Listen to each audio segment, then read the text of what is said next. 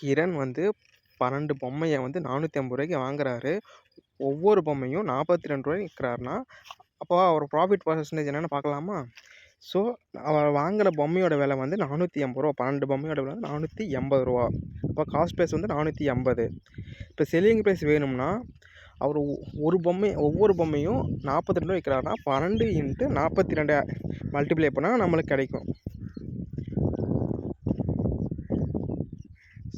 So நமக்கு கிடைச்சது வந்து ரூ. 504. இப்போ நமக்கு ப்ராஃபிட் பர்சன்டேஜ் வேணும்னா நம்ம ஃபார்முலா எழுதணும்.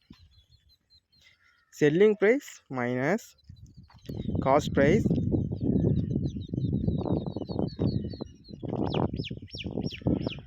Divide by cost price